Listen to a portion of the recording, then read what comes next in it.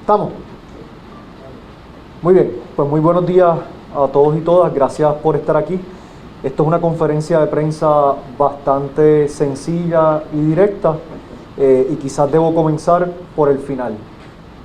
Miguel Romero no contestó la demanda de impugnación de elección dentro del término y la forma establecida en el Código Electoral, y el propio Código Electoral establece el efecto de la falta de respuesta del senador Romero. Y es de forma directa y sencilla que se da por ciertas la impugnación que estamos haciendo en nuestra demanda. Durante los pasados meses se ha discutido las infinidades de irregularidades que ocurrieron durante el pasado proceso electoral. Estas irregularidades van mucho más allá de los meros errores humanos que pueden sin duda alguna ocurrir en un proceso de esta naturaleza. Durante todos estos 2 meses hemos explicado una y otra vez que el Código Electoral establece la forma y manera en que se impugna una elección. A cada uno de ustedes se le ha repartido una hoja con explícitamente lo que dice el artículo 10.15 del Código Electoral. Tienen un comunicado de prensa y tienen una hoja adicional que tiene tanto la cita expresa del Código como una especie de checklist de cosas que tenían que pasar de acuerdo a ese artículo 10.15. Y el artículo 10.15 establece varias cosas. Lo primero, que un candidato que desee impugnar una elección tiene que presentar un escrito bajo juramento en el Tribunal de Primera Instancia de San Juan, en donde exprese las razones en las cuales fundamenta su impugnación. Ese escrito tiene que incluir razones que, de probarse ciertas, pudieran ser suficientes para cambiar el resultado de la elección. Segundo, ese escrito tiene que ser notificado personalmente al candidato impugnado dentro de un término de 5 días desde el momento en que se impugna la elección. El candidato impugnado tiene un término de 10 días para contestar bajo juramento la impugnación de la elección. Si el candidato impugnado no contesta dentro del término establecido, la ley dice claramente, y cito, se entenderá que la persona cuya elección fue impugnada acepta la impugnación como cierta de no contestar en dicho término. Estos son los hechos del caso ante nuestra consideración y ante la consideración del juez Cuevas en el Tribunal de Primera Instancia de San Juan. El 4 de enero del 2021, la Comisión Estatal de Elecciones me notificó el certificado de resultados en cuanto a la contienda por la alcaldía de San Juan. En ese certificado de resultados se certifica que el candidato que supuesta y alegadamente obtuvo la mayor cantidad de votos fue el senador Romero Lugo. Según se dispone de ese certificado y el propio Código Electoral, este servidor o cualquier persona que deseara impugnar la elección tendría 10 días para hacer tal gestión. El 14 de enero del 2021, dentro del término de 10 días, este servidor, ante el Tribunal de Primera Instancia de San Juan, presentó una demanda juramentada estableciendo sus razones para impugnar la elección. Dentro de las razones que se incluyó en esa demanda, se desprende que hemos identificado al menos sobre 6.550 papeletas municipales ilegales en la unidad 77. Y este número es un número significativo, porque representa más del 43% de los votos que se reportaron en la unidad 77. Así de grave es esta situación, que cerca del 43% de los votos de la unidad 77 son votos ilegales. Uno, porque son votos y papeletas en exceso al número de electores. Dos, porque son papeletas en maletines que no cuentan con listas de electores, que no cuentan con actas, que no tienen ningún tipo de relación o de evidencia de que esas papeletas pertenecen a un grupo determinado de electores. 3, porque son papeletas sin doblez. Y se ha probado, más allá de cualquier tipo de duda, que no había forma alguna de que una papeleta de la unidad 77 llegara sin doblez a la Comisión Estatal de Elecciones, porque absolutamente todas tenían que llegar en un sobre que era más pequeño que las papeletas. Por lo tanto, para usted poder enviar su papeleta, sea en el domicilio, sea en voto por correo, sea en voto por personas privadas de su libertad, sea en voto ausente, tenía que inevitablemente doblar las papeletas para meterla en el sobre. Por lo tanto, no solamente se presentó el recurso dentro del término establecido, sino que en el recurso se hicieron alegaciones suficientes que podrían cambiar el resultado de la elección. El domingo 17 de julio, en su hogar, se le entregó copia del escrito de impugnación a la mano del senador Romero, junto a los anejos y la orden de mostrar causa emitida por el Tribunal de Primera Instancia. Domingo 17 de enero. Eso quiere decir que fue 3 días después del momento en que se presentó la demanda. El Código Electoral establece que uno tiene un término de 5 días. Lo emplazamos a Miguel Romero y le notificamos a Miguel Romero copia de la demanda según establece la determinación dentro del término de 5 días. Desde entonces, Miguel Romero ha presentado a través de sus abogados, el bufete Aldarondo López Bra, que vale la pena mencionar, un bufete multimillonario bajo la administración PNP en San Juan, ha presentado 5 escritos distintos ante el Tribunal de Primera Instancia. Todos los escritos van sobre el tema de la jurisdicción, haciendo planteamientos procesales de por qué se debe desestimar el caso, de por qué se debe llevar el caso al Tribunal Supremo.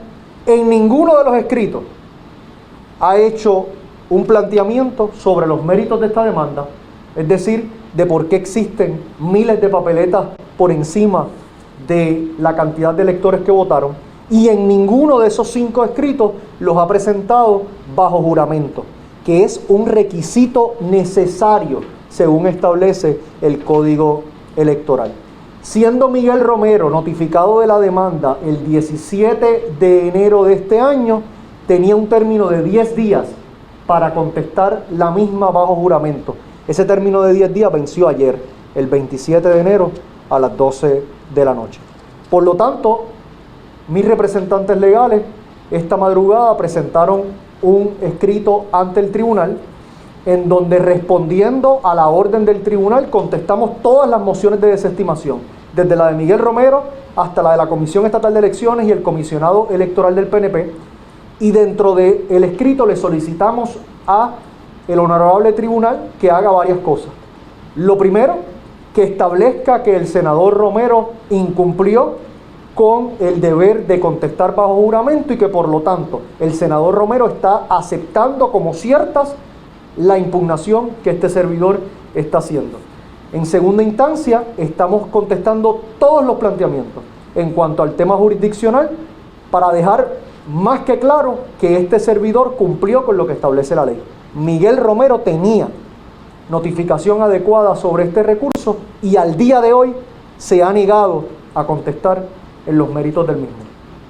Por lo tanto, le hemos solicitado al tribunal que tome conocimiento de lo anterior y que proceda, en caso de que fuese necesario, para atender el asunto jurisdiccional sobre si se le notificó adecuadamente o no, que cite una vista evidenciaria en donde el senador Romero se tenga que sentar a testificar y que tenga que decir lo que han dicho sus abogados en esos escritos que han presentado, en donde han alegado mentiras tales como que al senador Romero, el día que se le entregó la notificación de la demanda, no se le incluyó copia de la misma. Nosotros tenemos la declaración jurada de nuestro emplazador, nosotros tenemos nuestra declaración jurada cuando presentamos la demanda.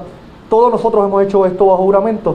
El senador Romero ha rehuido a su responsabilidad de contestar y ese es el estado de situación en cuanto a la demanda que hemos presentado. Una demanda que al momento de hoy en cuanto concierne al candidato impugnado, ha dado por cierta la impugnación de la misma, ya que no compareció dentro de los términos establecidos.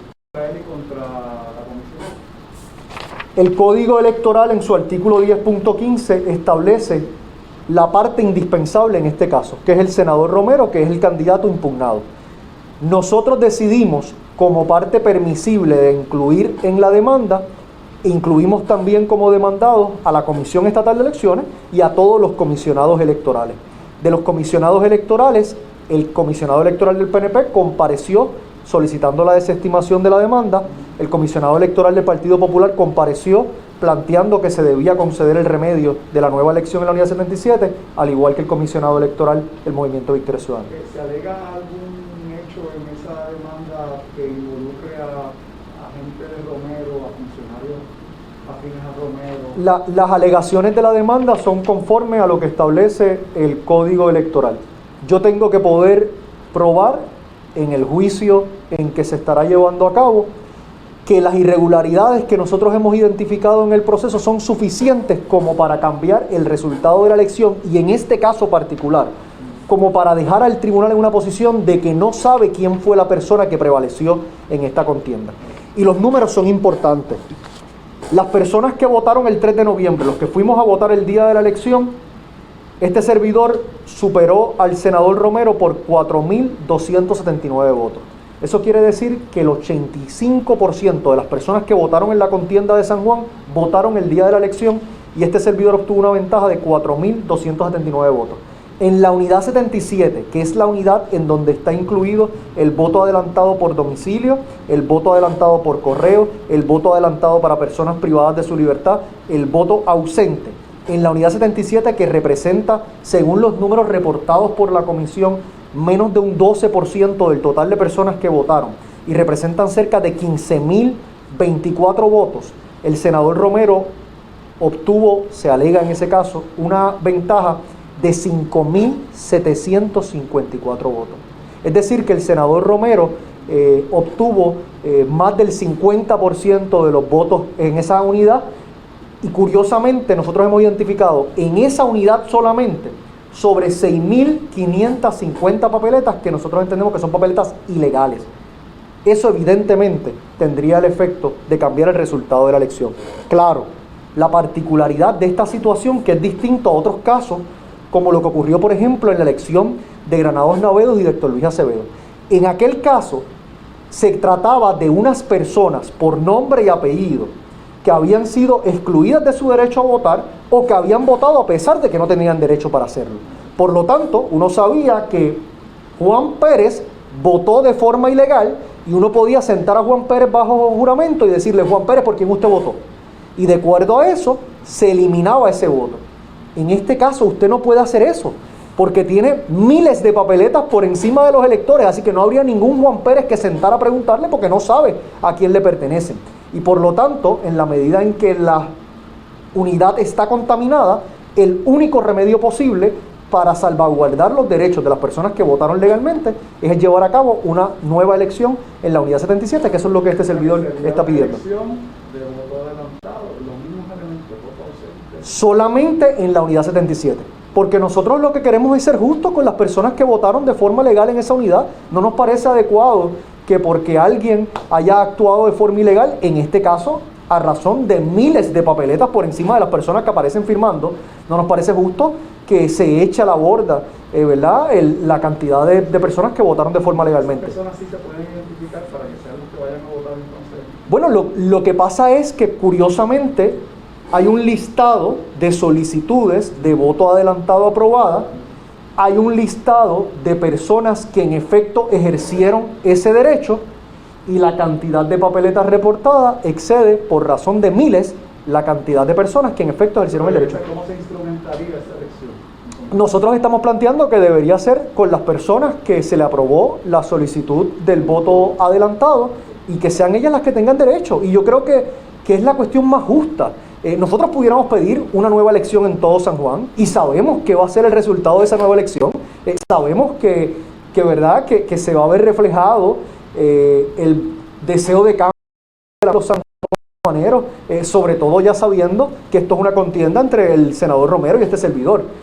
Pero queremos ser justos, queremos asegurarnos que lo que se reproduzca sea lo más cercano a lo que debió haber ocurrido el 3 de noviembre si se hubiesen llevado a cabo los procesos como se supone. Natalia, en la demanda usted plantea que el total de papeletas en exceso son 1.487, ¿verdad? Sin embargo, alega igualmente que las ilegales son 6.593. Sí. ¿Cómo ustedes llegaron a Muy bien, pues mira, durante el transcurso del escrutinio general se identificó temprano en el proceso de escrutinio que había un problema de exceso de papeletas. Eso se sabía desde el principio. Cuando veías que los reportes iniciales en noche del evento excedían inclusive la cantidad de personas que habían solicitado el voto adelantado y se le había autorizado. O sea que en el escenario en donde el 100% de las personas que solicitaron el voto adelantado y se le aprobó, ejercieron el voto, que eso es un escenario que no es cierto. Sabemos que en el voto a domicilio hubo gente que no votó, sabemos que en el voto por correo hubo gente que no votó, pero dándole ese beneficio de la duda, desde la noche del evento se habían reportado más papeletas que la cantidad de solicitudes que se habían aprobado.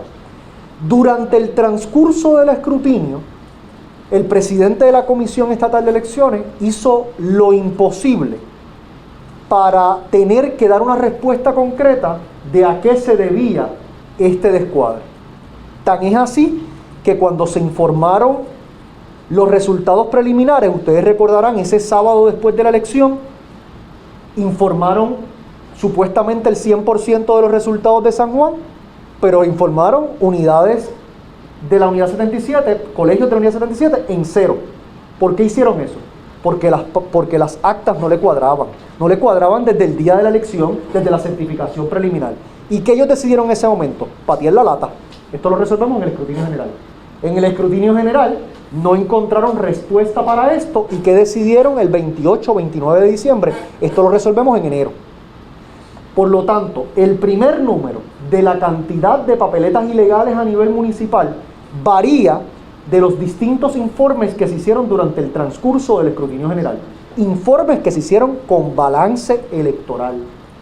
Algunos de estos informes señalan que el número de papeletas ilegales en municipal, en exceso al número de electores, sobrepasa las 1.500 papeletas. Otros de esos informes establecían que sobrepasaban las 3.000, 4.000 papeletas. Ahora bien, la comisión nunca quiso presentar un informe final a estos efectos. ¿Por qué?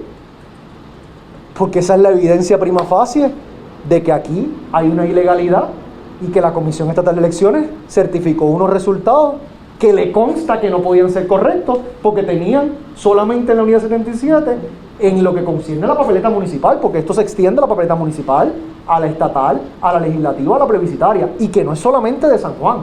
Esto se extiende en todo Puerto Rico, claro.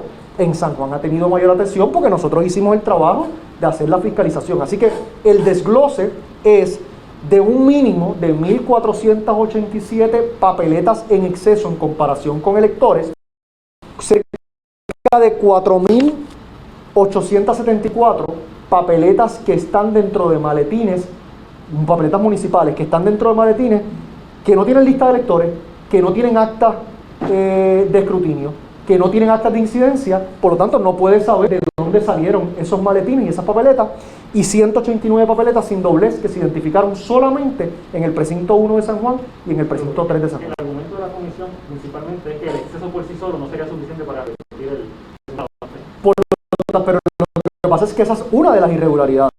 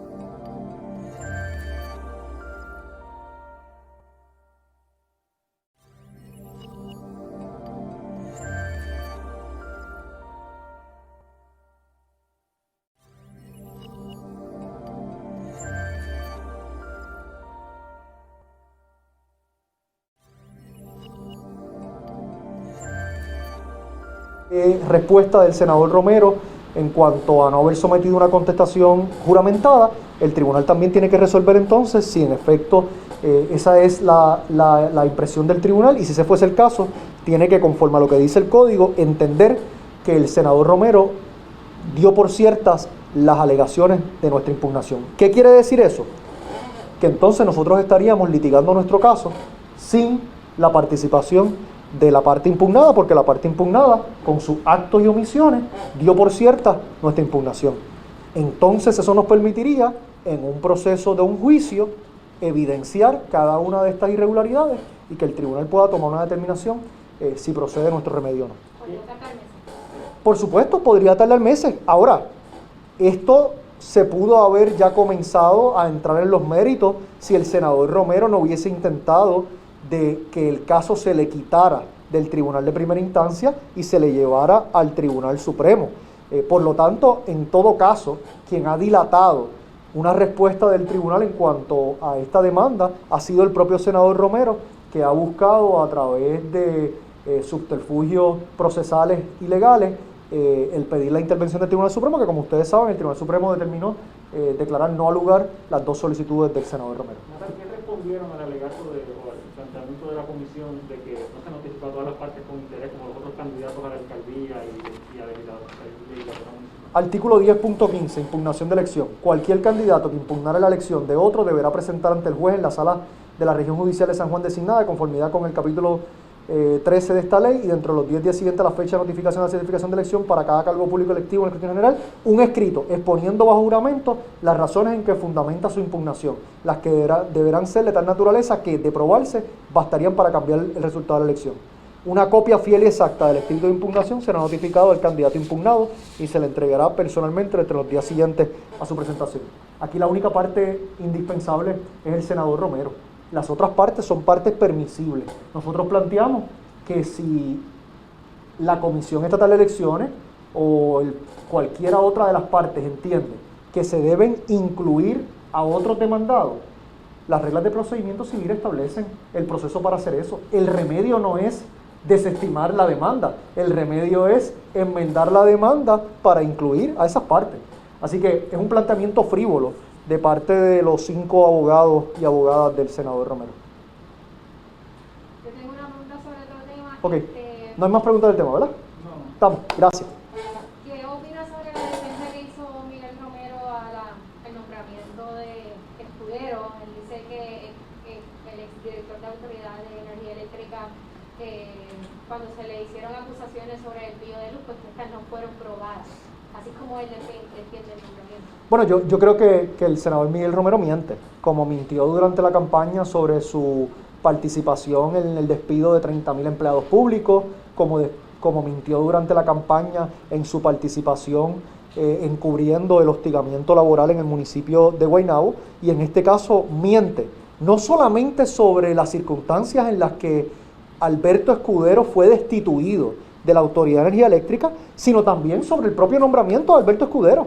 Aquí el senador Miguel Romero se sentó con una periodista y le dijo el 14 de enero a la cara que todavía estaba evaluando nombramientos para el puesto de vicealcalde. Y ya ese mismo día, ante la Oficina de Ética Gubernamental, se había radicado una carta de Alberto Escudero firmando como vicealcalde designado de la ciudad capital, pidiendo una especie de dispensa. Ya Alberto Escudero se había reunido con distintos grupos de interés, con comerciantes, con esto, en capacidad de vicealcalde de la ciudad capital. ¿Por qué Miguel Romero le escondería a una periodista en principio y al resto de San Juan que ha nombrado a una persona como Alberto Escudero? Las razones son obvias. Primero, porque la trayectoria de Alberto Escudero es nefasta, una persona que fue destituida unánimemente por la Junta de Gobierno de la Autoridad de Energía Eléctrica. Y déjenme recordarle a ustedes, estamos hablando en tiempos de Luis Fortuño. La Junta de Gobierno de la Autoridad de Energía Eléctrica en tiempos de Luis Fortuño no era popular, no era independentista, no era victoriosa. La Junta de Gobierno de la Autoridad de Energía Eléctrica estaba compuesta por PNP. Y los PNP en ese momento decidieron unánimemente que Alberto Escudero, ante su negativa a renunciar al cargo, tenía que ser destituido. Pero hay un elemento adicional. Se señaló por el presidente de la UTIER, Ángel Figueroa Jaramillo, que en los días que Alberto Escudero estuvo como director ejecutivo de la Autoridad de Energía Eléctrica, trató de utilizar su puesto para borrar del sistema de la Autoridad de Energía Eléctrica la evidencia del supuesto hurto de luz. Ese es el perfil de una persona que se designa para el segundo puesto más importante en el municipio de San Juan. Con razón, Miguel Romero escondió durante toda la campaña a Escudero y a su equipo y lo continúa tratando de esconder ahora, a diferencia de nuestro caso, que no solamente le presentamos el equipo completo a la gente de San Juan, le presentamos una excelente candidata a vicealcaldesa de San Juan en la figura de la licenciada Tamara Sosa Pascual, y lo hicimos de forma transparente, porque queríamos que cuando la gente de San Juan fuera a votar, supiera por quién estaba votando y no fuera un cheque en blanco. Y evidentemente el senador Romero continúa mintiendo sobre este nombramiento, ni mencionar los conflictos de intereses que esto representa en la medida en que Gloria Escudero, su hermana, es la presidenta de la legislatura municipal, y tengo que decir que no es el único conflicto de interés. También la persona que ha sido designada como el director de operaciones y ornatos del municipio, que es una de las posiciones más importantes, eso, Obras Públicas Municipal, es el padre de la portavoz de la legislatura municipal del PNP en el municipio de San Juan. Por lo tanto, parece que bajo la administración Romero no solamente vamos a tener personas de la trayectoria de Alberto Escudero, sino también que se va a convertir la administración municipal en un negocio familiar. A nosotros no nos parece que esa es la forma de liderar la capital de Puerto Rico. Una reacción a la acusación federal de Sixto George, una persona que ha tenido choque directo. Sí, nada, la acusación federal confirma de forma clara cada uno de los señalamientos que nosotros hicimos durante los pasados años en varias investigaciones, tanto Operación COI como Suite 1802, puntualmente en lo que tiene que ver con el señor Sixto George. Nosotros le habíamos presentado al país cómo Sixto George utilizaba sus posiciones en medios de comunicación, tanto en radio como en televisión, para buscar adelantar los intereses de sus clientes privados, intereses políticos particularmente de personas vinculadas al Partido No Progresista. Yo lo que quisiera es que esto se lleve hasta las últimas consecuencias, y puntualmente quisiera que ese listado de talentos que Sixto George estaba buscando utilizar en los medios de comunicación para limpiar la imagen del entonces gobernador Ricardo Rosselló se haga público. Yo creo que va a ser una información muy reveladora, y que el país tiene derecho a conocer quiénes son las personas que crean opinión pública desde la supuesta neutralidad, pero en realidad están siendo pagos por ciertos intereses privados. ¿Esas personas están todavía en medios de comunicación, Natalia? Absolutamente. Absolutamente. ¿Quiénes son? Absolutamente. ¿Sospecha quiénes son? No, yo tengo conocimiento de quiénes son algunas de estas personas. ¿Quiénes son? Es importante que sepan que yo en este momento todavía estoy demandado por Sixto George, precisamente por hacer estas denuncias que han sido ya documentadas en una acusación federal, y eso naturalmente me impide, por supuesto, porque tengo que poder atender la reclamación frívola que el señor Sixto George ha presentado. Pero, licenciado, soy yo el que estoy teniendo que comparecer ante el tribunal ante varias reclamaciones frívolas, porque no es la primera que me presenta Sixto George, no es la primera que me presenta Jorge Helguera, no es la primera que me presentan todo este claque del PNP, y es tiempo y recursos que uno tiene que invertir en este tipo de acusaciones frívolas, y por lo tanto yo quiero asegurarme que el asunto legal se atienda primero, y cuando eso ocurra pues estaremos en posición de compartir la información que nosotros tengamos, pero yo creo que la solicitud hay que hacerse a la Fiscalía Federal. Licenciado, esas investigaciones, ¿verdad? Esas imágenes, informaciones que se divulgaron, que usted las divulgó, ubíqueme a Sixto George ahí.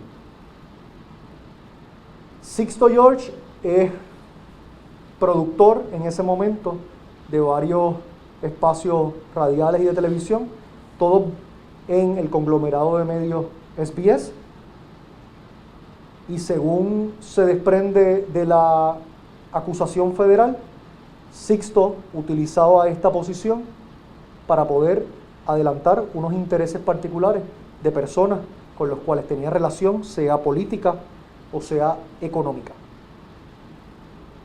Yo no creo, bajo ningún concepto, la idea de que Ricardo Rosselló es de alguna forma víctima en esta situación.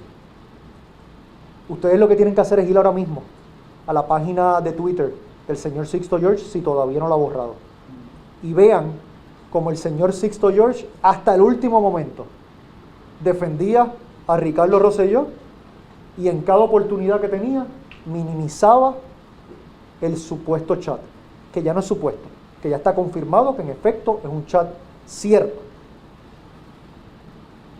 En ese proceso, la participación del señor Sixto George trasciende el beneficio personal que él pudo haber obtenido para él o para otro, sino también aquí hay unos elementos de las empresas para las cuales trabajaba. Y eso nosotros lo hemos denunciado. O sea que no fue una extorsión, era una negociación. Yo creo que todo eso va, a juicio mío, la diferencia entre una extorsión o un soborno en este caso depende de quién fue el primero que se viró y habló con las autoridades. Por lo tanto, vamos a ver qué dice el señor Sixto George cuando se le pregunte sobre las conversaciones que tuvo con los funcionarios del PNP y en representación de quién estaba teniendo esas comunicaciones. Pero te puedo decir lo siguiente: a toda persona en los medios de comunicación que recibió algún tipo de pago para, por ejemplo, hablar a favor de la videolotería, quizás debería estar pensando en este momento si debe ir a Fiscalía Federal y dar la información que conozca. A toda persona que el señor Sixto George le haya dado algún tipo de beneficio económico por hablar a favor o en contra de alguna política pública que se estaba discutiendo durante la pasada administración de Ricardo Rosselló, que se encuentre en los medios de comunicación, debería en este momento pensar si quiere ser esa persona voluntariamente la que divulgue la información o si quiere esperar a que salga en un pliego acusatorio como el que vimos en el día de ayer. Regresando un momentito al tema de la impugnación, lo que están solicitando en la demanda es una elección especial que estarían presentes todos los candidatos a la alcaldía. Claro, es lo justo, porque uno diría, bueno, pues vamos a hacerla entre Romero y yo, pero allí hubo gente en esa unidad que votó por Rosana, allí hubo gente que votó por Adrián, allí hubo gente que votó por Nelson, allí hubo gente que dejó la papeleta en blanco. A esa gente hay que hacerle valer su derecho. Y para la legislatura municipal también se haría selección. Naturalmente, porque las elecciones están atadas. O sea, el resultado, como mismo yo no podría pedir que solamente la elección fuera entre Romero y yo y se dejara fuera al resto de las personas que participaron con la alcaldía, tampoco podría pedir que se dejara fuera a las personas que están en la legislatura municipal, que corren dentro de la misma papeleta. Por eso es que nosotros entendemos que según establece el Código Electoral, con nuestra impugnación del candidato, según establece el Código, y se le concediera el remedio de la nueva elección, tendría que ser en las mismas condiciones que se llevó la primera. Aunque usted piensa que le convendría que eso fuera un runoff. Sin duda alguna, o sea, ¿verdad? Pensemos en las 29,000 personas que votaron por Rosana López, pensemos en las 4,000 y pico que votaron por Adrián, que por Nelson González. La mayoría de esas personas, ¿usted cree que votarían por Miguel Romero? Algunas sí, sin duda algunas sí, van a haber populares que van a votar por Miguel Romero, van a haber de Dignidad que van a votar por Miguel, del PIB también, pero yo pensaría que la absoluta mayoría va a votar por una alternativa distinta a Miguel Romero. Eso es una segunda vuelta, y eso es lo que nosotros queremos que se haga en nuestro código electoral, en contiendas particularmente como la de la gobernación de Puerto Rico, en donde en esta última elección tuvimos un candidato electo con 32% de los votos. ¿En tanto Natal qué va a hacer? ¿Se dedica a la práctica privada? Seguimos, o sea, Pero ¿no va a tener contrato de asesoría? No, lo más mínimo. Yo creo que ¿Asesorará de todas maneras? en todo lo que pueda ayudar a tanto, ¿verdad?, los funcionarios electos del Movimiento Victoria Ciudadana, como a las comunidades y organizaciones que siempre he defendido en mi puesto como legislador. Usted tenga la certeza, y lo continúo haciendo. Por ejemplo, todos esos vínculos con comunidades escolares, con organizaciones ambientales, con organizaciones comunitarias, yo continúo recibiendo todo ese insumo y canalizándolo a través de los legisladores de Victoria Ciudadana, y yo voy a continuar haciendo eso. Ahora, lo voy a hacer sin recibir ningún tipo de remuneración de fondos públicos por eso, porque entiendo que se le debería dar espacio a otras personas que puedan tener esas experiencias, como yo la tuve en un principio también, antes de ser representante, que tuve la oportunidad de ver cómo se batía el cobre allí antes de ser legislador, y creo que se le debe dar espacio a una nueva cepa para que tengan esa misma oportunidad que yo tuve. ¿Por qué le pareció, por ejemplo, que a Rosa Seguí la contratara al senador Bernabe para asesorarla? Yo creo que eso es una decisión del senador Bernabe, y que la compañera Rosa Seguí tiene todos los méritos para ocupar ese y cualquier otro puesto. A mí sí me parece interesante que públicamente se haya reseñado el tema de la contratación de la licenciada Rosa Seguí, pero no se ha reseñado más ninguna otra contratación de candidatos del Partido No Progresista, del PNP, del PIR. Algunos que, oye, vamos, Rosa es una abogada con 17 años de experiencia en la práctica privada, defendiendo trabajadores y trabajadoras, y está trabajando a tiempo completo allí, creo que era $3.500. Eso en la delegación del PNP o del PPD se lo dan al que se acaba de graduar de la Escuela de Derecho. O sea, así que yo creo ¿verdad? que la licenciada Rosa Seguí, que tuvo un desempeño electoral fenomenal, llegó para todos los efectos en segundo lugar en la contienda del puesto de senadora por distrito de San Juan. Yo creo que precisamente por ese resultado electoral es que algunas personas han utilizado este tema para atacarla, y la licenciada Rosa Seguí, al igual que el senador Bernabe, tienen mi total apoyo. Gracias a ustedes.